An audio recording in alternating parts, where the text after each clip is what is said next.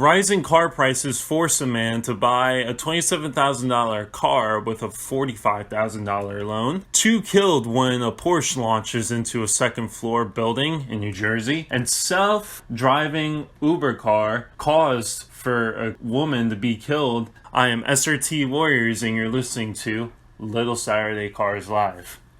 I hope the rest of the week that you'll enjoy yourself, and I have the opportunity to damage your eardrums with this podcast. And after this episode, we're going to go through our normal schedule, hence the title, Little Saturday Cars Live, where we're going to do an episode every Saturday.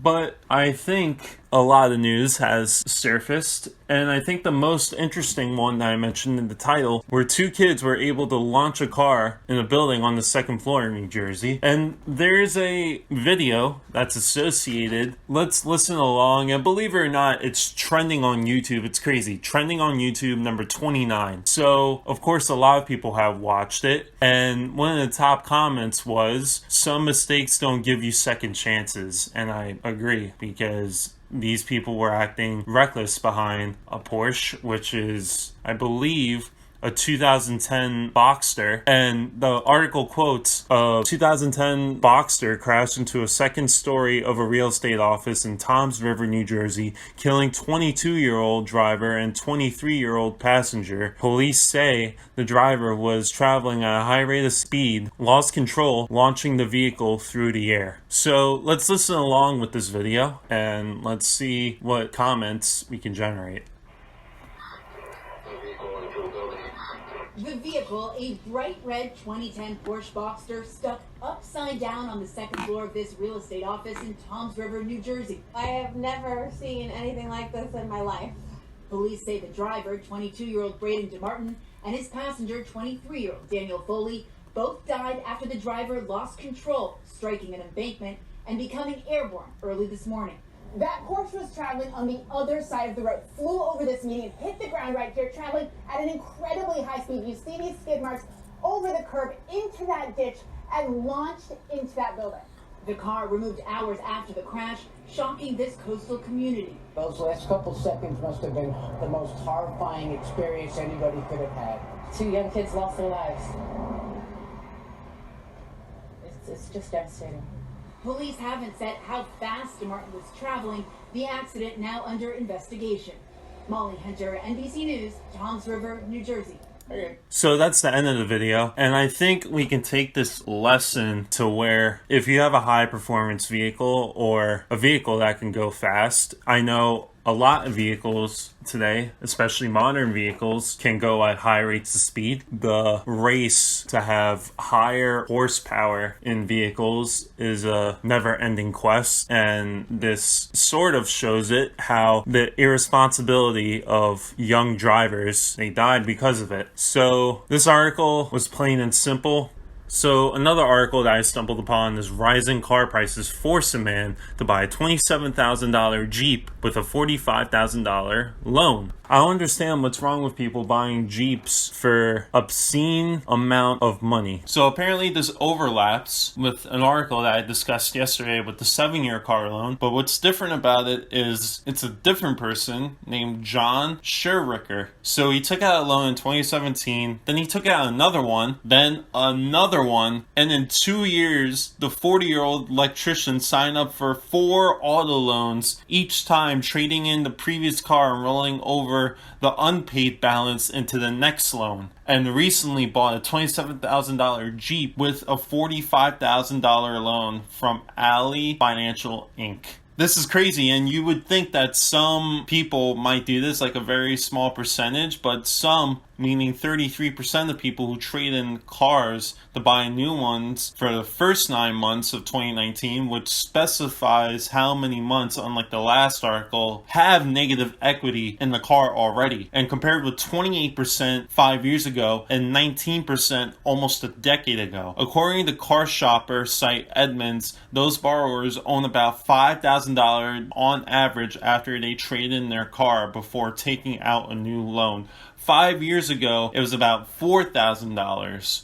So it seems like what this article is now tackling is the used car market affected as well. And I know I specified before that there's so many varieties of used cars that you can choose from, and that point is still valid because no one's pointing a gun to your head telling you to buy a $27,000 Jeep Cherokee and taking out a $45,000 loan and also rolling back the unpaid balance into your next loan so you can owe more money.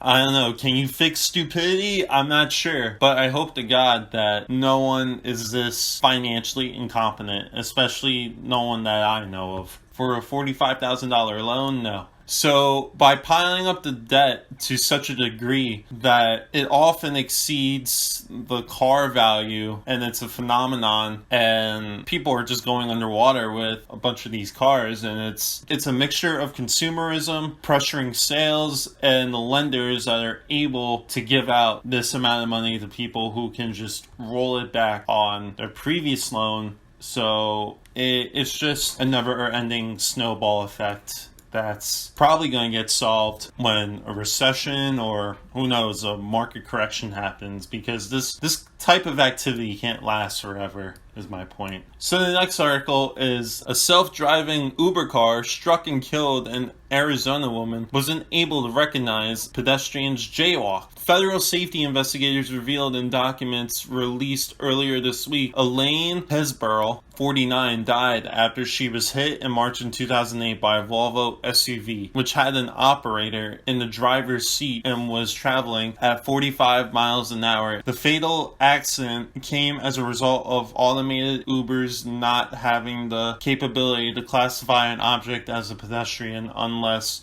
the object was near the crosswalk.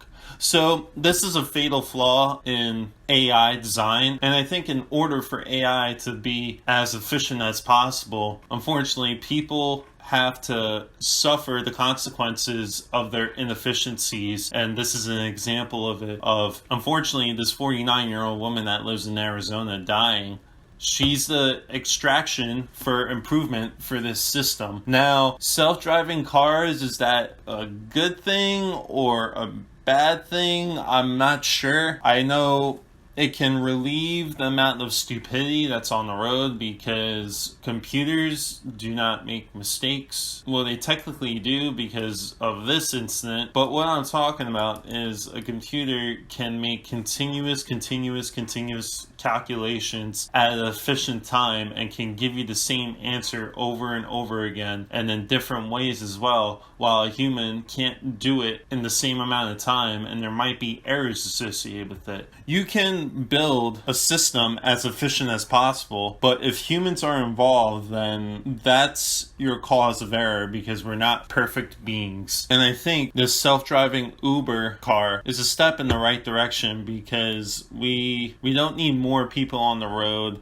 For hell of sure, it could help sustain the issues of traffic. And one thing's for sure, that it's a good idea of what Uber's doing with the AI of self-driving vehicles, and the same thing with Google and anyone in Silicon Valley who's competing to have the first spark in this technology. But the problem is Uber is not a profitable business, and I think it will never be.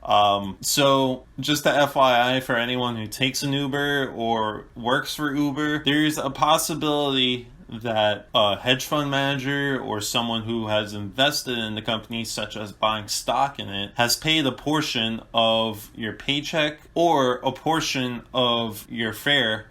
And as a result of that, I think the better players in this game are Google, Microsoft, and probably Facebook with their VR. And I won't be surprised if they're trying to work on something like this as well, since Facebook is starting to diversify their portfolio into more avenues of technology than just social media. Like I said before, it's unfortunate that this 49-year-old woman has passed away because of this fatal flaw, but as these flaws become recognized by the system, it won't commit these same flaws again, and that's the glorious thing about AI, but the problem is if it goes into the wrong hands, if then there's a possibility that there might be a horrible step in the wrong direction and you're just playing with fire. Article also quotes, Uber had disabled the emergency braking system, relying on the driver to stop in this situation, but the system was not designed